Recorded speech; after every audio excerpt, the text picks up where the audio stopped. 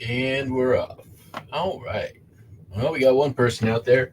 Guess we'll do the postcard what sold for posterity. If I can find them. Hold on a second here. There we go.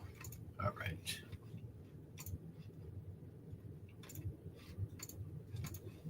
Here we go. Not a lot today. Eagle Point Park on the Mississippi River, Dubuque, Iowa. Linen postcard sold for $3.55. Big money. I also sold this here duotone salesman sample for Gartner and Bender, hand colored theoretically, but it certainly looks that way based on this more or less like hand drawn postcard thing. It looks like. And it definitely looks like it's hand colored. So, anyways, took an offer for this for I think $12 on Friday, and they hadn't paid. I messaged the customer politely, and they paid, and they also bought this card in the Cemetery Garden Mission, Santa Barbara, California. Divided back, $8.96. Customer, different customer, bought this postcard, real photo postcard, Mokelumne Hill. At one point, I had probably about a dozen real photos from this small little location. And they pretty much all sold through, including this card, which sold back in January. So I actually don't have it in stock.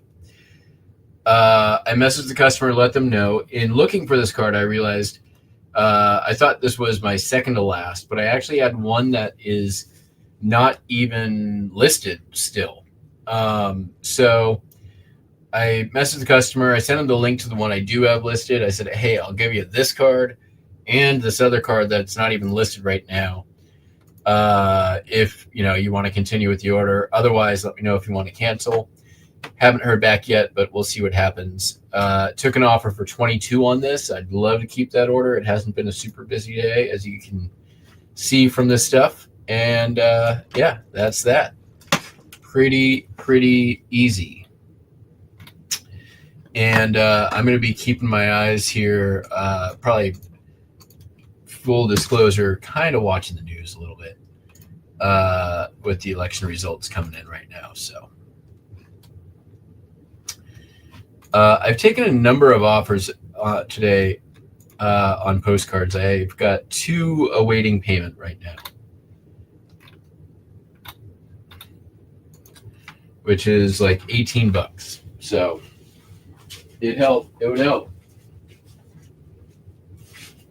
Whether or not they pay today or tomorrow, I don't really care, but I want them to pay. All right. And, not going to be a super busy ship show. I've got 8 total orders going out, which is what it is.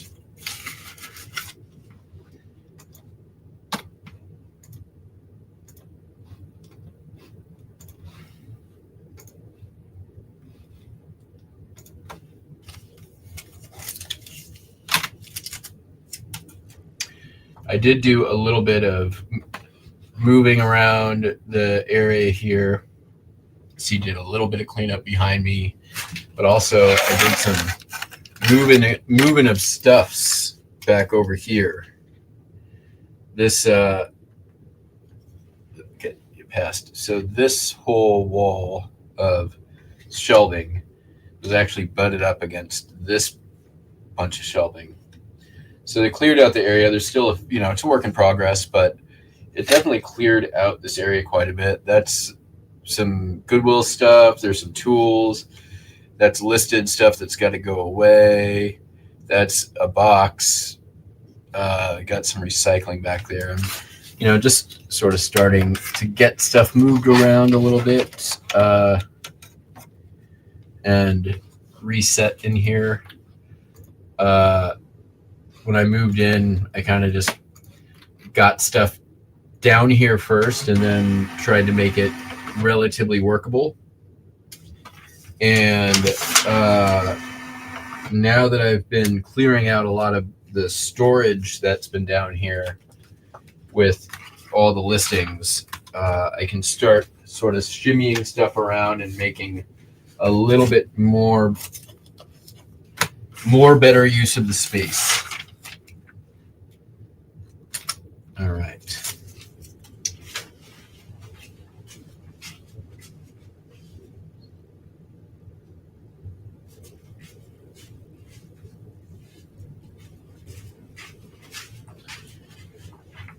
At some point here in the next week, I'm hoping to put up some shelving on this back wall, or perhaps this wall here, or maybe both.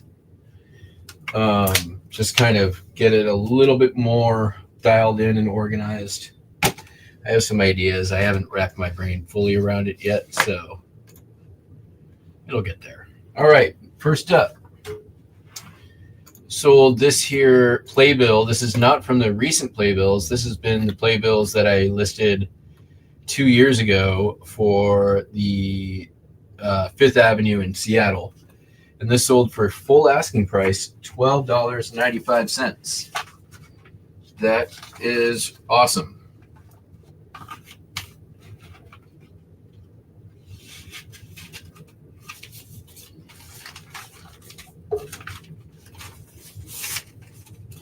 Mm-hmm. You gonna go? Yes. I'm just gonna do it.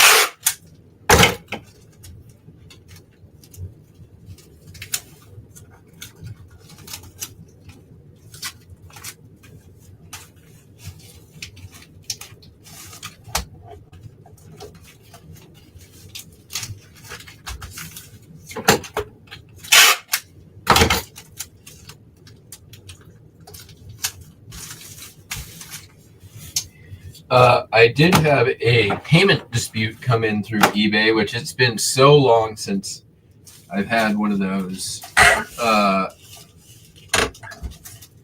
And it was for, nobody remembers, but for some sheet music from Frank Sinatra, Paper Doll, Frank Sinatra sheet music. Like $12 order, nothing big. They're actually like, including the shipping, it was $12. It was, not a big deal. But they didn't open a return. They didn't send a message. They opened a return through their credit card.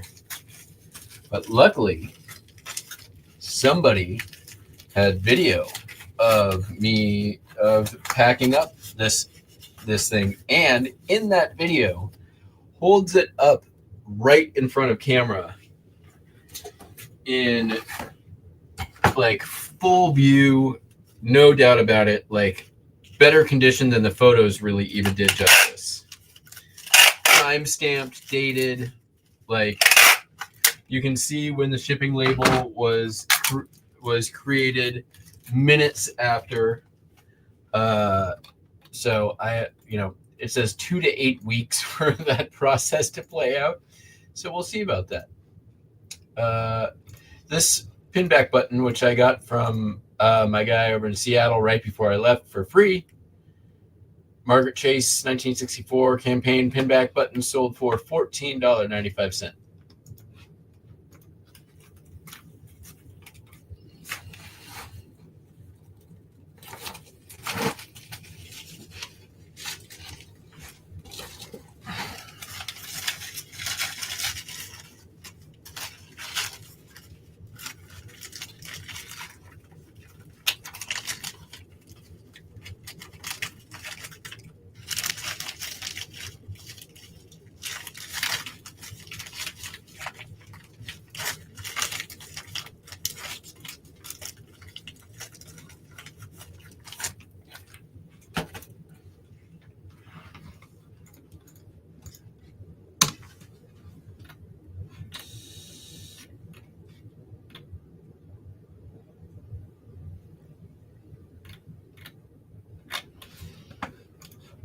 Next up, sold Gord's Gold LP.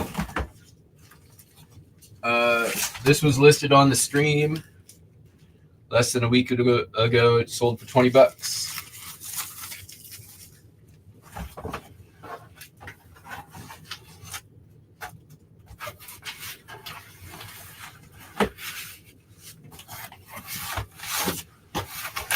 Oops. We want to go not toilet paper side out.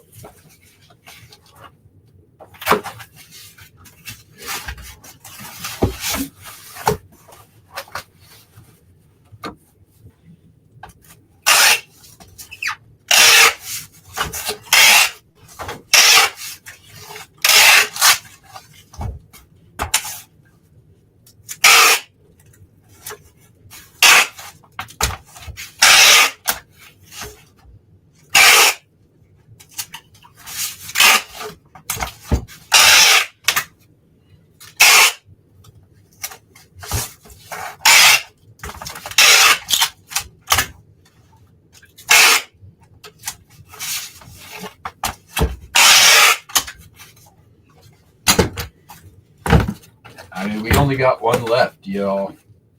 Told you it's going to be a quick and easy one. Sold 278s going to the same customer. Both Glenn Miller. We've got a Bluebird of Moon Love and Cinderella. And Swing Low Sweet Chariot. And I'm heading for California on Victor. And let's see, what do they sell for? $14.50 and $12.20 for the Bluebird.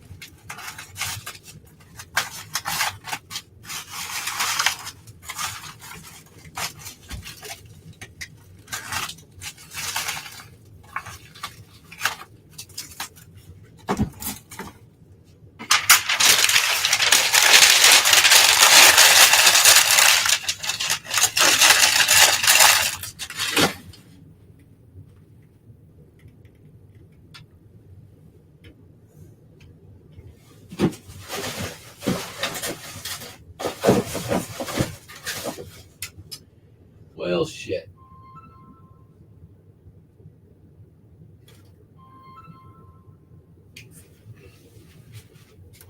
I am so direly low on void fill, which is such a bizarre thing for me.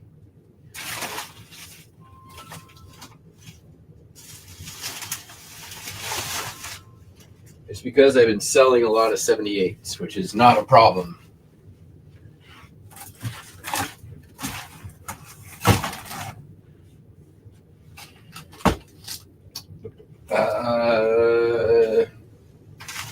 You can take this, crumple that up.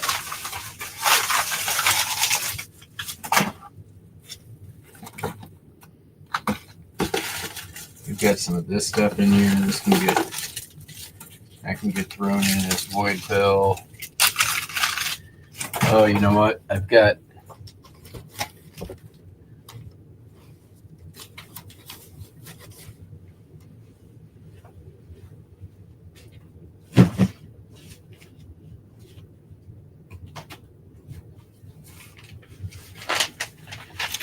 old paper galore that I was just gonna donate. This stuff is so thrashed, it doesn't matter.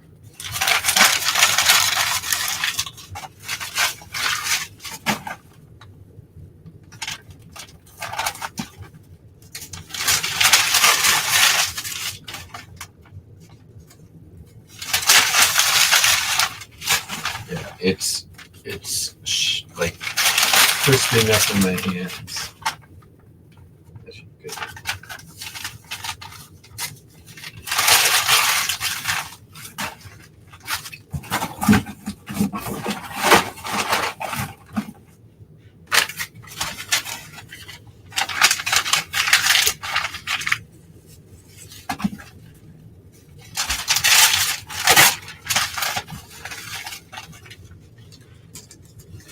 That's how we extend the show. I can just sit here and crumple paper for an hour.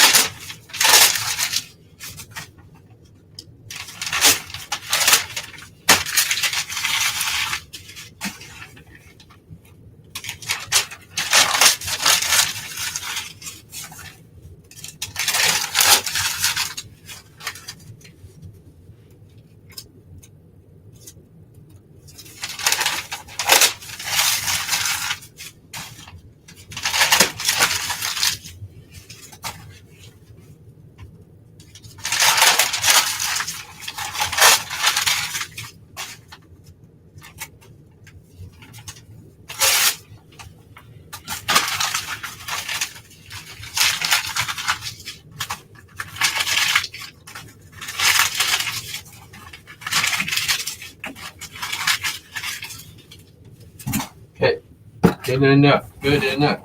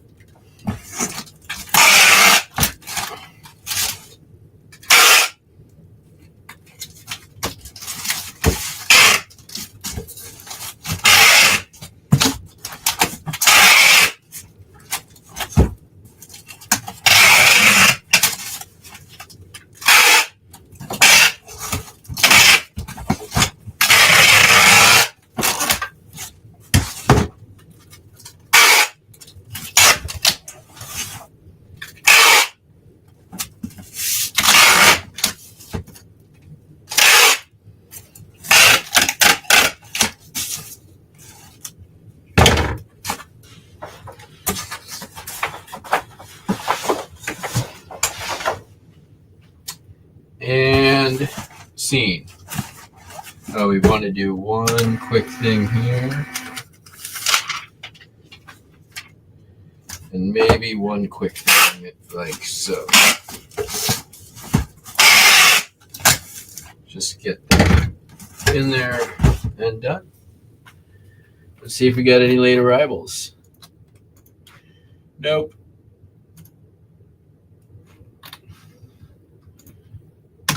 All right. So, a couple of notes.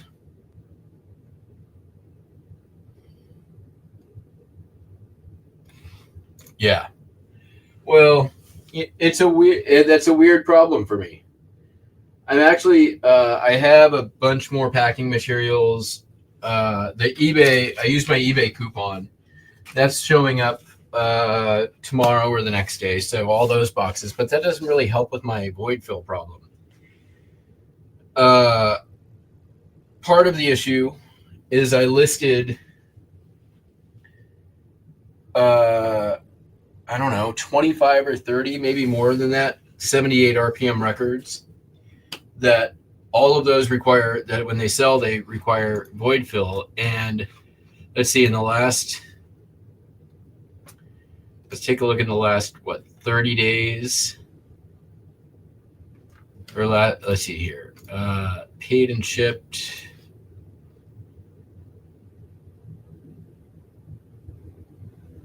how many 78s have I sold? And this is just a weird problem for me. I've sold 1, 2, 3, 4, 5, 6, 7,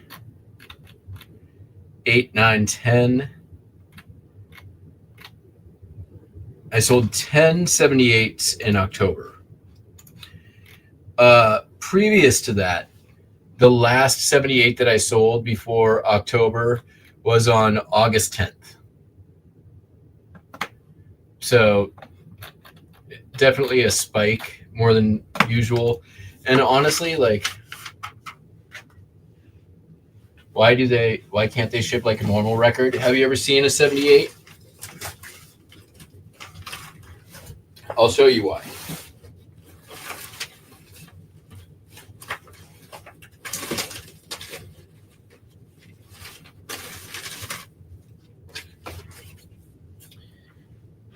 Here's a 78 RPM record.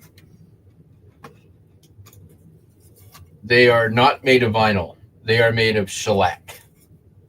Shellac is made from the casings of bugs. That is why they require void fill.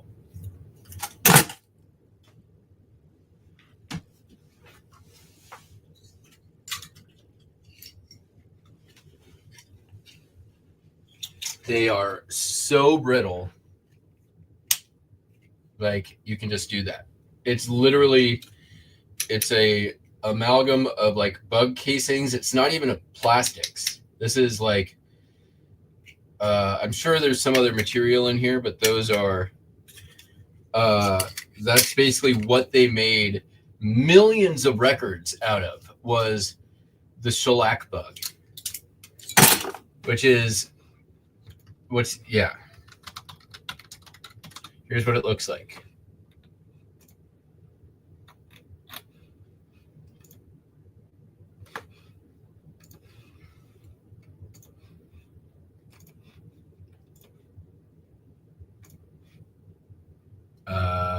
Where'd it go? I need to put it in its own window.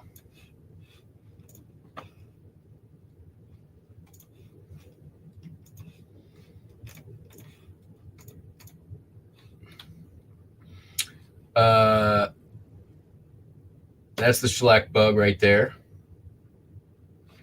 But they leave this residue that looks like that.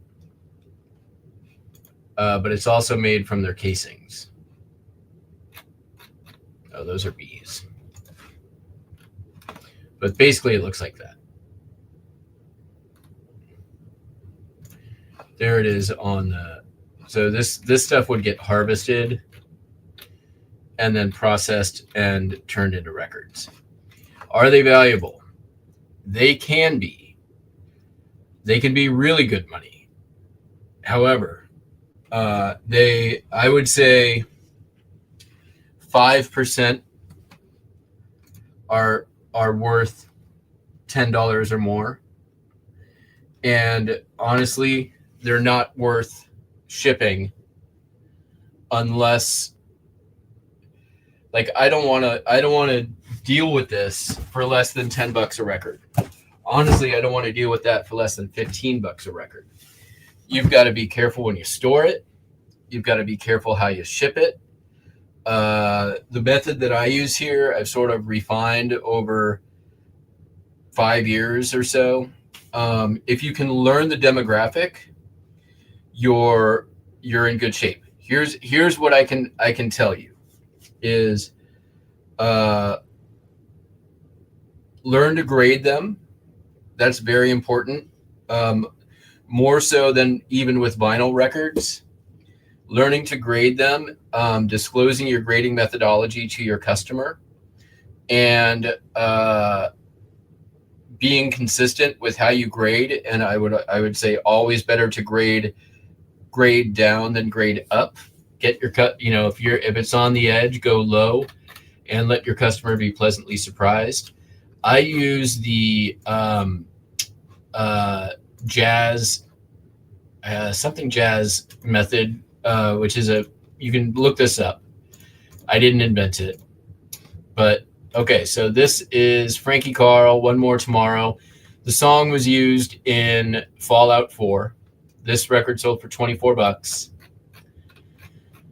And it's the VJM, which is the something jazz something method grading system.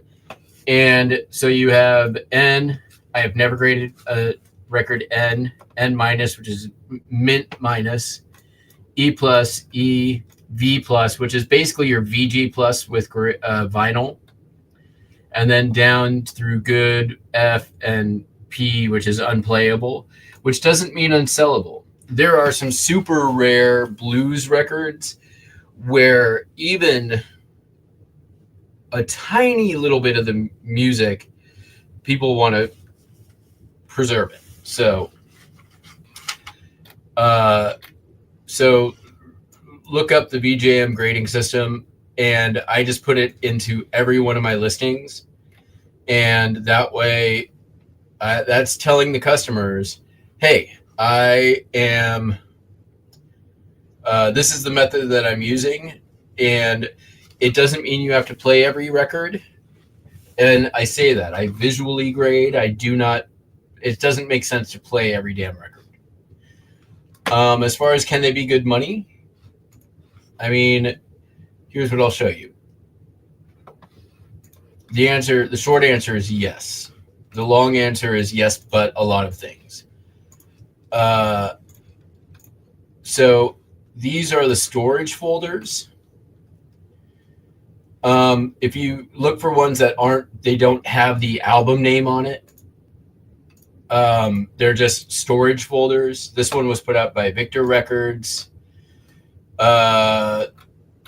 There's one that was put out by Decca, which is another big label of that area. Not even the best condition. $20, $25 on that storage folder. I got a collection for free off Facebook Marketplace. That's where all this stuff came from. Not all of it, but all the folders did. Another Decca one sold for $22. Bing Crosby, Andrew Sisters. Those, like, if you want to keep an eye out for names, they're going to be ones you know. All right. Bing Crosby, Andrew Sisters. Anything Bing Crosby Christmas is going to be worth picking up. Make sure it's in decent shape. But this was even moderate shape. Bing Crosby, White Christmas. I probably could have gotten another $5 out of this, but it sold for $20.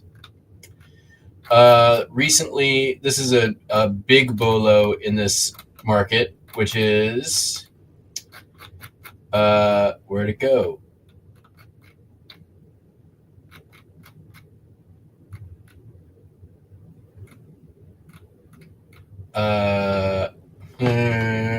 This is it.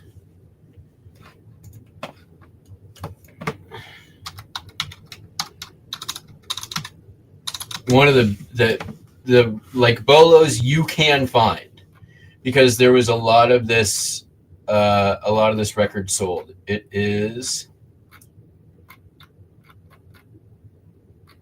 where is it? Where is it? Why are we getting back to September already? It's Columbia. I know that. We'll try that. Bing Crosby, White Christmas is definitely one you can find. The Frankie Carl, One More Tomorrow. Harry James, this one right here. It's been a long time. This was used at the end of Avengers Infinity War. And you can, good condition, V plus or better, you'll get $50 or more for that record. And it will sell within a month. Probably within 2 weeks. This listed on October 13th. It sold on October 23rd. I got my full asking price, $70. But it was a good, very good condition record. Other bolos, Bluebird Records. Not everything on Bluebird is worth a lot, but it's a good indicator. Older, anything like the super bolos are like really old blues stuff, which is very difficult to find, but those can be in the thousands. I'll just show you real quick here.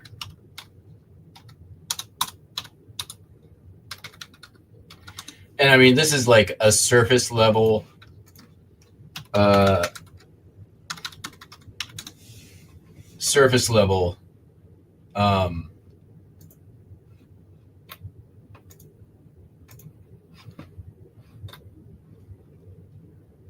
but let me blow your mind here. If I can find where my stupid thing go. Here it is. All right, look at this. Charlie Patton, 78 RPM. If you can find these, $20,000. Robert Johnson, Terraplane Blues, 12 grand. 10 grand, Robert Johnson. Salty Dog Sam, 10 grand. Mississippi John Hurt, 9 grand. I have never found one of these, but holy shit, I would shit myself all over the place if I ran across one of these in a collection. And so this one right here. This right here is known as they call it Victor scroll for obvious reasons. Victor and the scroll around the edge. You'll see a lot of Victors. These are the old Victors. And you've got a better chance on those to find something worth some money because there's less survivors on those. It's still maybe like a 10 to 15% worth money instead of a 5%. But they're out there. I mean, look at this. I'm on page 3 and we're still in the thousands, right? It's truly a treasure hunt, but you can find this stuff. Page 5, we're still at 2,000. Page 7, we're at 1,600. Page 9, still in the grand. Page 11, still in the grand. Page 13, finally dipped under a grand. Yeah, Elvis Presley, Milk Cow Blues on 78. If you can find Elvis Presley on 78, that shit's worth money. Anything Sun Records 78 is going to be worth money. So, you like foreign 78s worth money. But you kind of gotta you gotta get through. So for the 30 records that I listed, or 35, maybe 40, I have a box upstairs ready to go to Goodwill. It's basically one of these boxes that I removed all the records out of those record folders that I listed, saved all the usable paper sleeves for future records. And so it's literally just 78s packed into that box flat all the way down. That is versus one of those long boxes, one of these half as long again is what's full. And the stack of records that I listed was about that. So typically when you get them, you're going to have to get a whole bunch of them from the same, getting them in collections are the way to go. And then it's a lot of work from there. And you gotta be willing to do the work. It's a truly a treasure hunt. And they can be very worthwhile.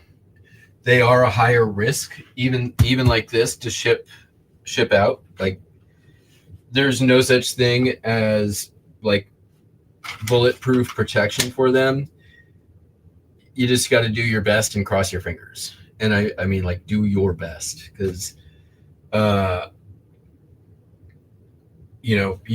this top part, like, you just want to make sure that, like, if somebody steps on it, you want to make sure that what's in there, it's not going to crack that record.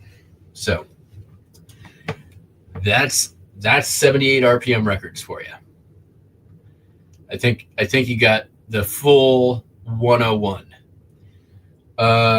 There are a couple of good channels out there that are good for 78s, and I know that people here have mixed feelings, but Auction Professor has a couple of good videos on 78 RPMs and selling them, packing them, shipping them. And then there's some like music channels out there that have that too. So there's content out there for 78s.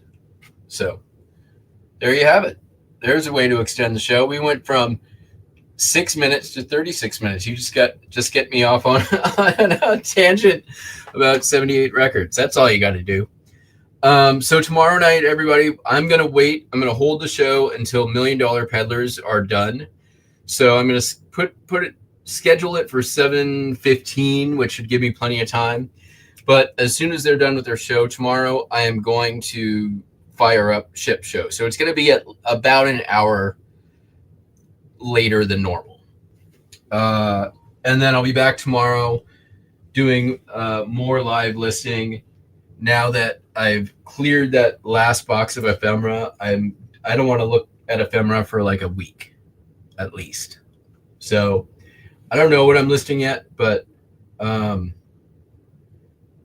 tune in tomorrow and find out. If you need a good listing workspace area, we'll be doing it tomorrow. That's it for me. Y'all have a great night. Catch you on the flip flop. Peace out. Bye.